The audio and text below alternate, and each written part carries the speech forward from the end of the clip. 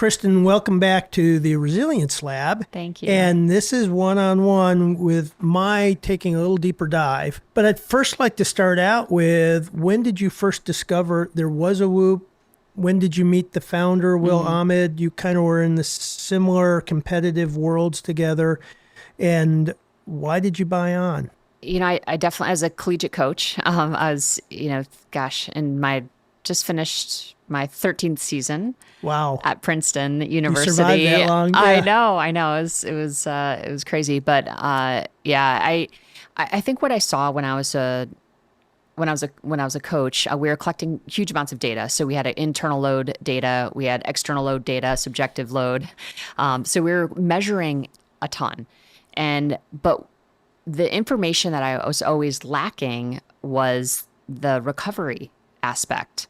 Okay. I really didn't know when I woke up in the morning and I started planning practice for the day. I had no idea really how my athletes were adapting to the load that I was putting on them in practice. And actually what I ended up seeing in the data is that there was actually no relationship between the practice data and the training data and next day capacity. It didn't correlate at all. Why? Well, it's because it's the other 22 hours of the day that was actually more influential. When you're in a maintenance phase, so, during the season, you're not really trying to get, fitter. You're not really functionally overreaching. You're just trying to maintain fitness levels. And what we saw is that in this maintenance phase, there's no real load that we could put on their body in 2 hours that was going to have a significant impact on recovery next day. It was actually how they slept, how they ate, their hydration levels, what they were taking on board nutritionally, that actually had more of an impact on next day recovery. Obviously, it all works together. There's no doubt about that. Right. But I think it was very, very clear when we had heaps of data. We had chest strap data, we had Fitbit data. We were pulling off the raw data and kind of transforming that and modeling it.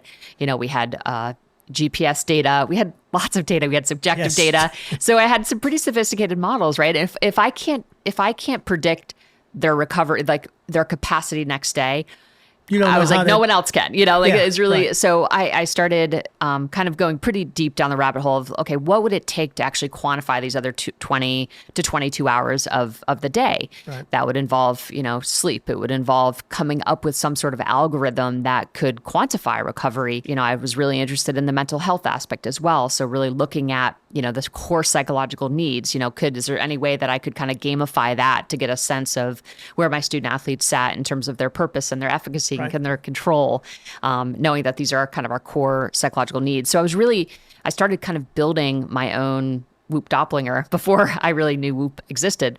And I guess how I ended up meeting Will and meeting Whoop is that, I was giving a presentation at Princeton on this kind of concept of this integrative, physiological and psychological approach, and using a device that could, in an application that would kind of quantify all these variables that we knew could help predict next day performance levels or next day capacity. And someone from the stands came up and said, "Hey, have you ever met Will Ahmed?" And I said, "No." And, "Well, have you ever heard of Whoop?" "No." And he's like, "Well, you need to meet him." So like literally a couple days later, Will and I met in New York, and that's kind of the end. Yeah. So what year was that? That was in 2016. Wow. Yeah. Okay. Yeah. So 6 years ago. Yeah. And I met you in 2016 towards the end. Interesting. So I said, I feel like it was literally like, you're one of the first people I kind of met. So what was some of the surprising ahas when you started seeing the aggregate data of the team? Because Whoop does have like a team dashboard where you can see everybody and start seeing, who's getting good sleep and who's not, or who's... I think what's interesting is how variable it is, everyone has their own routines and their own sleep patterns. And so I think just how variable it is across, the individuals. And I think that's what makes Whoop so magical, is that it really accounts for the individual.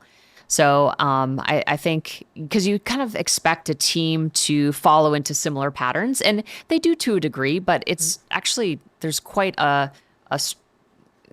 disparate spectrum. So I think that for me was really interesting early on. And then I think just the other, I think, amazing thing just working with teams early on at Whoop is actually how willing they were to make changes when you could show the relationship between some of these small changes and their performance on the field. Interesting. A lot of these athletes had just been chronically under recovered. Right. So they just didn't even know what it felt like to have a green day, for example. So I remembered the word it's overtraining syndrome.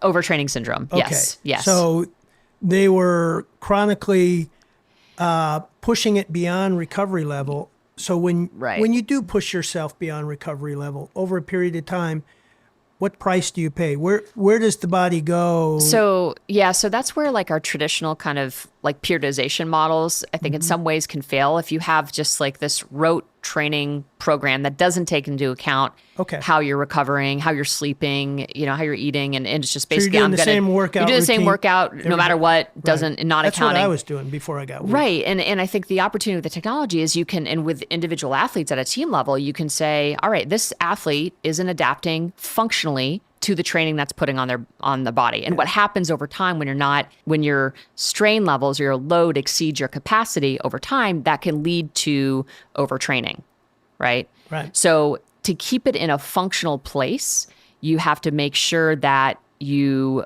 rebound from workouts, which entails recovery, which entails oftentimes pulling back on volume and intensity. So we're able to see in the data, what athletes are responding and what athletes aren't. For example, freshmen during a preseason they're not as robust typically as, say, an upperclassman who's done, preseason already 3 times and has, built up this aerobic and anaerobic capacity and is just more robust. So I think that was a really interesting kind of finding, is just the willingness for folks to change when they recognize that there was like real performance benefits to more rest and recovery and being more individualized in the approach. So I don't want people to think this is just for high performing athletes. Right. Because, it's been years since I did that, but I was what you might call a knowledge athlete or a cognitive athlete or a workplace athlete. And I started seeing the same trends in fatigue. And so when I read all the symptoms of overtraining syndrome, chronic fatigue, insomnia, depression, all that stuff. This is me. Yeah. And I was, the time it hit me that I finally realized that my routine was 10:30, 11 every night, get up and go to the gym. And I was on the elliptical and I had read recovery. I was low recovered. Yeah. 5 minutes in, I was gassed. Yeah. And the first time it connected, help make the bridge into what we're experiencing. What are the load? Because I think people think about strain or load as being physical. Yeah. But it's emotional and cognitive too, which is what you kind of opened me up to. The strain on the Whoop platform measures cardiovascular load. And to your point, that can manifest via physical exertion, but it can also manifest via cognitive exertion.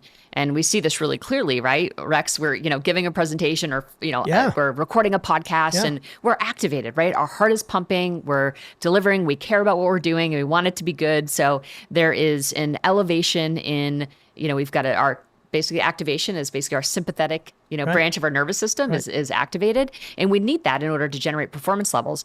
But what happens is when we are chronically activated without appropriate levels of rest, that's when we start to see a degradation in performance over time. Let's pause on that. You said a vital word, chronically activated. So talk about what that means for employees, workers. Yeah, being chronically activated is really the kind of the corollary to kind of overtraining. Yeah, no off switch. Yeah, no off switch. And really, I think that's one of the most important skills of the 21st century is being able to toggle from an activated state to a deactivated state. Right. And it's a skill that we can all develop. And I think the consequences of not developing that skill are really burnout.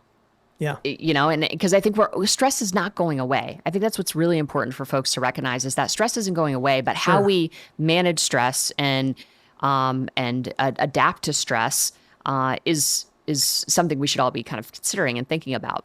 So there's lots of things that we can do and go on this path if you want to. Lots of things we can do during the day to kind of set ourselves up so we're, going, switching on and switching off in a really functional way that helps us, minimize those red days that you referenced. Well, and you showed me I was starting to do mindful breathing, and I came to you and said, hey, I'm doing this. And you said, well, it's okay if you do it right before bed, but that just gets you to sleep. Deactivating through the day helps reduce that overall cortisol level. Yep. So it doesn't, I used to wake up at 2 or 3 in the morning. Yeah.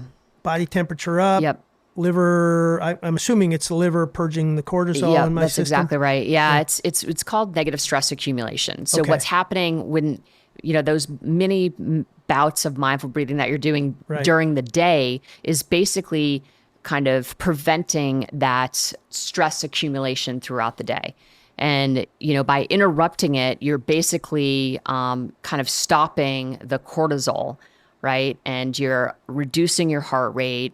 You're, enabling yourself to kind of get into a relaxed state where you're essentially recovering. Right. And then you can re-engage your next task with a new level of focus. If we allow that negative stress to accumulate, to your point, even though we might be able to settle down or we might be so exhausted that we fall asleep, we end up with a fragmented sleep experience, okay, that will indicate that we will have more disruptions in our sleep. Right. We won't spend as much time in deeper stages of sleep. So it's absolutely worth building in these kind of mini moments of deactivation, so we can help ourselves fall asleep in the way that we want to, but then also have a nice consolidated sleep experience. So Dr. Kristen looked at my sleep app today. Yep. And you used the word sleep architecture. Now, a lot of the people listening might not know the different stages and why every stage is important in the process. So let's just walk through quickly those stages. And there's lots of references that you can go to if you want to learn more. Yeah, people can search online for sure. But just at a very basic level, there's going to be moments during sleep where we're kind of awake. And we might not be able to tell that we're awake, but in terms of meeting the physiological criteria for sleep, well, we're not meeting the physiological criteria, and that gets bucketed as awake on the Whoop platform. And then we also measure the time in light sleep. And I feel like light sleep kind of gets a bad rap, but light sleep is really important. You said it was important, and I always thought, that's kind of a... Yeah. So why is it there's important? lots of things happening in the brain, during light sleep, and it's part of the transition. It's there for a reason, And then REM is when we're consolidating memories, and it's where a lot of the learning happens, and whether or not we early retain. Morning, typically. Yeah, so that will be kind of in the back end of your sleep, typically. Right. So when people don't spend enough time in bed, they end up shortchanging their time in REM. Okay. So that's, and then what will happen is you'll end up with a rebound the next night, and your body will overcompensate. But that's just a kind of a bit of a vicious cycle that we want to try to avoid. Yeah. So, meeting your sleep needs really important, so you can get into all these stages of sleep and have, this really nice, consolidated like sleep experience. And then finally, soy sleep, which is when all of the physical restoration happens. And this is when, you're physically regenerating and releasing human growth hormone. When it cleans all the garbage out of my brain. Yeah, the amyloid protein buildup. So I don't get Alzheimer's before my time. Well, and when we think about neurodegenerative disease and the relationship to, short or insufficient sleep, I think we can say that there's a relationship there. Right. I think there's still a lot of work in that space to be done, but I think that it's clear sleep is a really important aspect to, protecting. It's neuroprotective, I think. And I think we can say that. Yeah. So real quickly, what are the key kryptonites that kill sleep? One was the Whoop told me that so many times you've had alcohol and my REM sleep is down 40%. Yeah. I said, tattletale. Yeah. Yeah. I mean, and that's I'll go maybe more basic than that. Okay. Alcohol, 1,000%. Right. It's tough for folks, I think, to accept, but no amount of alcohol really is good for the system. Even So early afternoon. I heard one podcast where someone day said, drink. I'm a day drinker and there's a half-life. And I going, okay. Yeah, I mean, yes. I'm going to hear what I want to hear. The further your drink gets from when you intend to fall asleep, the better. Right. But it still hits you. But it's still going to impact you, right? Like there's because your body has to recover from it. It's processing alcohol is expensive, right? Metabolically and good. yeah. Yep. Okay. And I think and there's a cost to that, right? And it's just making the choice of whether or not we want to incur that cost, is it worth it? So sorry, go ahead. No, go ahead. I'm counting. Alcohol's one. So alcohol's one. I mean, I would say if I really want to give your listeners the keys to the kingdom, I'm going to. That's what I want. Keys to the kingdom. Well, there's no question that light viewing is, in terms of taxonomy, the number one behavior. When you say light viewing, what does that mean? So we know that light, totally separate from sleep and totally separate from circadian rhythms, that light has an influence on our mood and our energy levels. Okay. You mean the color of the light or the day? So viewing natural light or viewing light at the wrong times is going to impact our mood, is going to impact our energy. So this research has huge implications on kind of mental health resilience. Yeah. In that one of the therapeutic interventions is actually getting folks to view light at the correct times. And in our modern society where we have access to all these artificial lights, we get really out of phase of from the natural light dark cycle. So what we want your listeners to really think about is when they wake up in the morning, they want to view natural light, within 20 minutes or so of waking up for as long as they can afford to look at the light. And just going outside. You don't have to actually see. You want your retinas to be able to, you don't have to, be safe. Don't look into the sun, but just being outside. That photon energy, what it's doing is it's when the light hits the retina, it goes to the suprachiasmatic nucleus, which is the control center of the brain that tells every cell in the body what to do. Right. So your hormones, like you get that first cortisol pulse, right? It tells your body it's time to be awake. But what's really important about that first pulse of light is that starts your kind of your sleep wake kind of homeostatic drive. So if the number two is the light, and the number two is you want to try to go to bed at a consistent time. Consistency. But light viewing is going to, because of that, it's that first pulse of light is going to enable you to fall asleep and get that release of melatonin, right, which is that sleepy chemical, right? But it doesn't get, in order for it to know when it needs to be released, we need to see that pulse of light in the morning. Okay. Okay. So you got to kick it off right in order to turn it off right. Exactly. Whoa. That's really well said. Yeah. But this is really important, right? And I think people think about a pre-bed routine, but as soon as the sun goes down, right? And if we, to the degree that we can, we want to bathe ourselves when we want to be alert and awake during the day. Lots of artificial light, lots of natural light. Light is really good. That's going to make us feel alert and awake, and our system is going to take cues in terms of what it needs to be doing, right? But then once the sun goes down, we need to really think about creating as dim of an environment as possible. Is there a different color light you can use, so like you red light? Red light, orange lights are good. We want to obviously avoid blue lights. Almost like a fire, like a fireplace. Fire would be amazing. Yeah. Yes. Okay, got it. But the key is to avoid blue lights. So our iPad screen, our computer screens, our phone screens, put all the filters on those, or don't use work? them. I think they do to a degree. But you wear glasses too. If I am going to be on a device, I kind of look at it on the side, or I put the glasses on for sure. Yeah. But I really try, after 8:30 or so, I'm pretty much shut down. Okay. I go to bed relatively early, so like 9:30ish. I'm usually asleep, 10 the latest. And then but so that light viewing, and then making sure after the sun goes down. And then the third, I would say, is your timing of your meals. Oh, okay. So, and I think understanding that all of these kind of work together. There's a phase relation between when we view light and when and when we feel kind of alert and, when we feel sleepy and when we eat our meals, right? And I think light is also going to have some sort of indirect influence on when we feel hunger as well. Yeah. So again, that pulse of light's really important to tell our hormones what needs to be happening. But we want to probably restrict our meals. And this is the work of Sachin Panda, who's done a lot of work. He's at a Salk Institute. He's done a lot of work on time restricted feeding.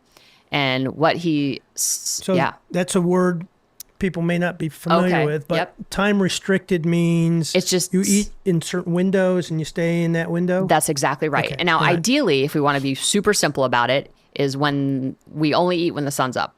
Oh, okay. Once the sun sets, we want to generally not be eating anymore. And in a survey that Dr. Sachin Panda did, he found that people were eating for 15-hour blocks. Oh, and this puts over that period of enormous. time? Yeah, can you imagine the amount? No, I can't. But most people, that's the majority of the population are eating for 15 hours of the day, right? Which is when there's only 24 hours in a day. That's a really long period of time. Can't conceive but of that. if you think about I'm going to have a granola and cereal before I go to bed, or you've just eaten, or I'm going to have a big glass of milk, like that counts, Sure. But what he's seen from the research is there's enormous health benefits to every system in the body benefits when we restrict our feeding windows to 8 to 10 hours. Wow. So my eating I usually eat my first meal around 11 to 12. Mm-hmm. Today was a little later. Yep. And try to finish by 6:30. Yeah. Beautiful. Okay. And so, great. Okay. It's amazing. And what you've done is you've given your system so much time to restore and regenerate. Like you're not competing for resources. Digestion right? is a parasympathetic activity, right? And rest and regeneration, obviously, and sleep is a parasympathetic activity. So you really want to eat when you're active, and you don't want to eat when you're resting. And I think that is counter to a lot of the advice that is given. Yeah. Right? We say, we rest and we digest. No. Like you want to. That's what I've heard all the time. I know. Rest and digest. Yeah, so and I'm thinking it's a parasympathetic function. But it has load to do it. But there's a cost, right? And when we are wanting to restore and regenerate, like during sleep, for example, we don't want to allocate resources toward digestion. Got it. So when I'm getting ready to do a workshop or get on stage, I don't want to eat something before because my cognitive awareness is going to be competing with what my digestion wants. So I either won't digest well or I won't think well. I mean, eat for activity requirements, and I'm not a nutritionist, so I'm going to stay in my lane. But I think, if I want to focus, I eat fat. If I want to, if I need energy for a workout, I'm going to have, some rice with honey. Rice and honey. Yeah. It's like and MCT oil. Yeah, and MCT, exactly right. Yeah. So I've kind of, so the whole rice thing, I have to wrap my head around because I have pretty much, I don't want to say I'm keto, but it's mainly protein and vegetables. Yeah, that's great. I mean, if you can get your your starch from your vegetables, that's ideal. Right. That's optimal. Okay.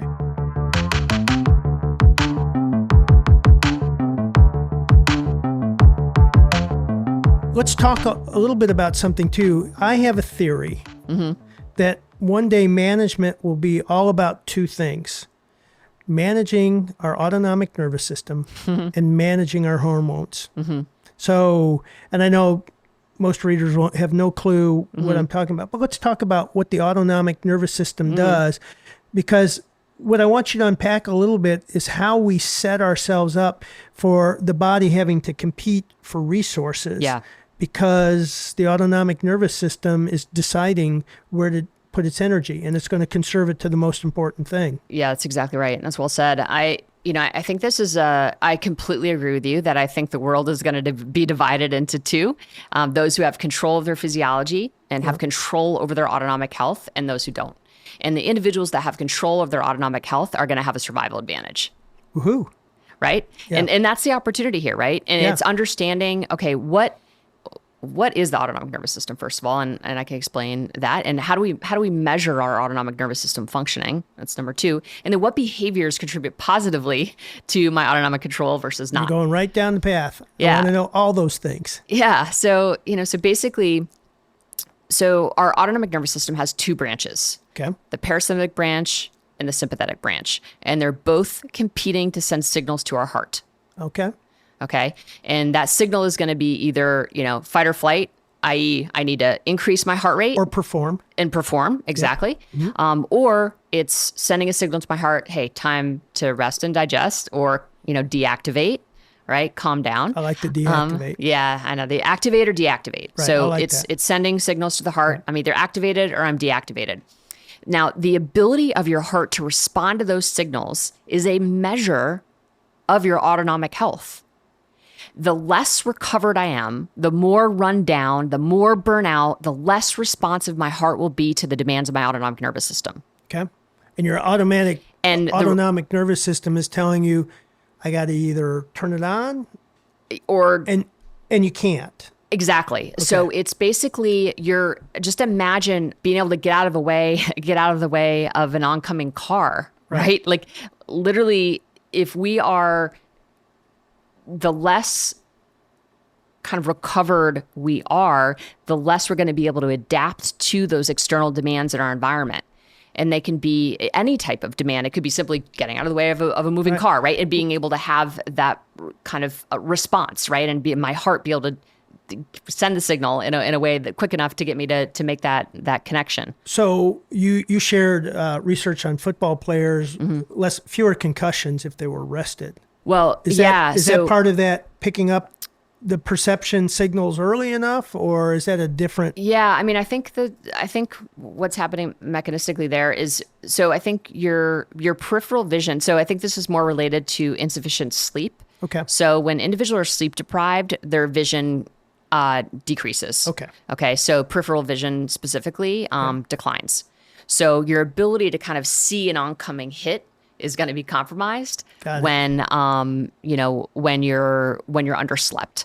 But then there's also, when you're underslept, there is not a linear relationship between your kind of autonomic nervous system functioning, heart rate variability, which I'll get to in a second, and sleep. So there isn't a linear relationship, but gosh, they're very related, right? If we're underslept chronically, our HRV is going to decline, over time. So good time to describe what is HRV. Yeah. So basically the mechanisms I just described with the autonomic nervous system in terms of the parasympathetic and sympathetic branch competing to send signals to the heart, how we measure your kind of the health of your heart is how much variability you have between heartbeats. So the heart does not beat on a metronome, like a metronome. It's not 60 beats per minute. No, the variation between the beats, between those beats is going to vary widely, right? And the more variability you have between those beats, the healthier your heart. Okay, and we measure that. The measurement for that is called HRV, heart rate variability. Right. Okay, and we measure this on the Whoop platform. There's other device trackers that measure that as well. But heart rate variability is an unbelievable proxy of how well you're adapting to the demands of life. So we talked about it in the beginning. The world's going to be divided. Those who have control of their autonomic nervous system, those who don't, those who do are going to have a survival advantage. Well, in higher your HRV, the more of a survival advantage, because that is a proxy for how well you're going to adapt to life demands. Okay. So how your heart can adapt to life demands. So the higher my HRV, the more I can toggle back and forth between turning it on and turning it off and getting into rest and turning. Provided you have the tools to do so. Right. There's kind of the second piece to that is like, what behaviors actually help me have the strongest heart, cardiovascular health, and obviously exercise. Yep. But I think back to our earlier discussion, I have a capacity level and I need to make sure that if I want to get fitter, I'm going to overreach, but in a functional way. So I'm going to go just a bit beyond my capacity. And then I monitor my data and I see how my body responds to that. If it didn't respond that well to that load, I need to pull back a little bit on my volume and intensity. Yeah. So that's one way to kind of keep your HRV in a good spot. Hydration is another, eating unprocessed foods is another, practicing breath work is another. I think it's safe to talk about some research that we've recently done at a lab in Stanford where we saw the most efficacious breathing protocol is the physiological sigh in terms of increasing heart rate variability So tell me what that and is. improving sleep and decreasing feelings of anxiety. So this is like the mother Just of all breathing techniques. It's actually a double inhale, exhale. Oh.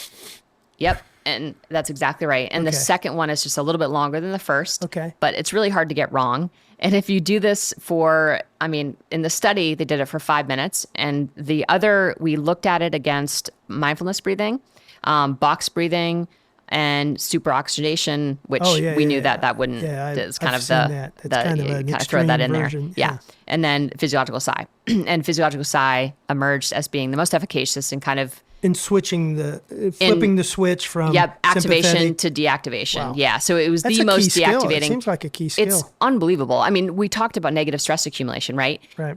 Incorporating the physiological sigh throughout the day, for even 30 seconds, 15 seconds, right. whatever you can spare. If you do that 5 to 10 times throughout the day, I promise you will sleep better.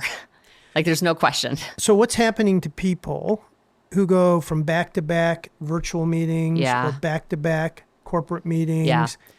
What's happening to them? Yeah. I mean, number one, you're never changing your gaze. So you Okay. have a very narrow vision. And we know that zooming out, seeing landscapes, Right. really important for our health. That's why we're here. A lot of folks are sitting. So, just sitting is not ideal. We Yes. want to be standing and moving around. So yeah, it comes at a huge cost, being Huge on cost. Zoom all Yeah. day long. Talk briefly about the whole cost thing about the body. I want to go back to, I don't think people realize the decisions they make, they all have some kind of cost Yeah. because your body has to expend energy Yep. in some way, shape, or form. Yeah.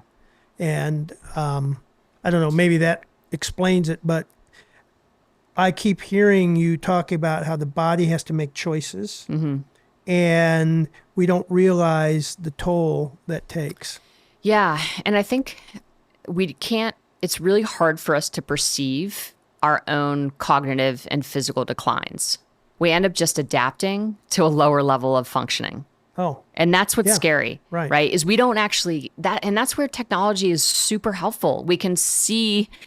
We know what our baseline is, and we Right. can see ourselves actually declining, and then we can make a choice like, all right, I need to make some changes here. Right. But hopefully you make changes before you get to that kind of point of no return, well, right? that was my wake-up call. Yeah, Yeah, I know. right. I'm like picturing you on the elliptical at like 10 o'clock at night, sweating in the red, Yeah. and having and short now sleep. having a reason I don't have to do this now. I'm in the Yeah, red. yeah, exactly. Right. I know it's a good excuse, but oftentimes, and that's where I think the psychological piece can come in. Oftentimes there's some days I will be in the red, and I know that it has nothing to do with any physical exertion I did yesterday. It was all cognitive, and in those cases, I always work out because it will always make me feel better. And invariably, I'll do like a nice zone 2 run. That's just. But you just won't do it as intense. Or will you do it as intense? You know what? If it's psychological, Yeah. then I just do what I want to do. Okay. Like I just, whatever workout feels good to me that day, Right. I'll do it. If I know that I just did, a 10-mile ruck and 2-mile swim or something, then I know that it's probably physical, and I'm going to minimize my volume intensity. But if I know it's psychological kind of stress, then 100% I'll work out next day, even if I have a red score. So I've got two questions for us Mm-hmm. to wrap up. I see Whoop moving more and more into the well-being Mm-hmm. and the psychological side. So what's the frontier there that you guys are discovering and things that you're most excited about? Yeah, I mean, I think we've always, this is an area that I've been very passionate Right. and kind of brought. My background is in exercise physiology, but I have a master's in psychology. My PhD is in psychology, and a lot of my work is in circadian kind of physiology. But really, the whole thesis is that physiology and psychology need to be integrated. I agree. You cannot decouple them. Right. And I think what's really exciting about HRV is that, and can be, I think, sometimes harder to unpack because it is so nonspecific. It can be physical, that it could be impacting, it could be part physical, it's part psychological. There's lots of things that impact, how your heart is going to respond to those signals from your autonomic nervous system, right? Yeah, right. So I think having what we're really trying to do in the work that my team is doing at Whoop is we're trying to figure out how to decouple. How do we actually quantify the psychological versus the physiological. Oh, interesting. And that's by, asking some subjective questions. We're doing some other research that is a little bit more, invasive, but for the most part, I think we'll be able to kind of decouple this by asking, some really good questions in a controlled study where we can start to see the relationship between some of the objective biomarkers that we're tracking and some of these psychological, kind of emotion, questions. So Whoop has been working with professional athletes, first responders, military, but you're moving now into the corporate world, and you've got some programs for corporate world. What are some of the programs that you think can really help a large organization? Yeah, I mean, I think at our core, what we're trying to do is just help people have a little bit of a better understanding of their body and what behaviors are going to, contribute positively based on the science, and what behaviors we know really do have a detrimental effect. And we're not judging. We're just saying, hey, this is what we know from the data, from the science, from all the research that we're doing. We want to take the guesswork out of how people, if in fact the goal is to sleep better, to recover faster, then, these are the protocols that you need to be engaging in. So we want to be able to deliver that to our customers, in as simple way as possible. So people don't have to guess, and they can really take more control of their health. Well, and what I'm excited about, because I work with a lot of teams, mainly large capital projects, but also corporate teams, the whole idea of psychological safety and less sleep. And I get it. I'm not the most agreeable father when I've not had a good night's sleep, but you can see, and especially in large capital projects where it's safety or somebody doesn't feel like they can raise an issue. That was fascinating research that you guys are doing there. Yeah, this is incredible. So Dr. Gemma King, Nadia Fox, Dr. William von Hippel, Amy Edmondson, Dr. Amy Edmondson, who's, the godmother of psychological safety. So an incredible team on this project, and myself. And what we did is we looked at 100 CEOs over the course of 6 months. And we, we're collecting all of their biometric data. And we asked their direct reports of these leaders, how psychologically safe they felt. And sure enough, we saw a relationship between grumpy sleep debt and grumpiness and psychological safety of teams. So when we think about psychological safety, it's about, how, do I feel like I can show up to my work as my most authentic self? Can I voice my opinion? Do I feel safe enough to voice my opinion? These are in what we've seen in the research. Google did a huge project called Aristotle, looking at, what are the markers or signatures of the most successful teams. And the teams that scored highest in psych safety generated like 4.65 $1 million more than teams who had less psychological safety. So that's like fascinating, right? Wow. So psychological safety, if you don't have it, it's a problem. And I will say there's some caveats to it. So I know there's lots of push for diversity and inclusion, and obviously that is so critical and so important. But diversity and inclusion in an unpsychologically safe environment will crush your organization. So you need psychological safety. You need to be working on that in parallel to the diversity and inclusion kind of efforts.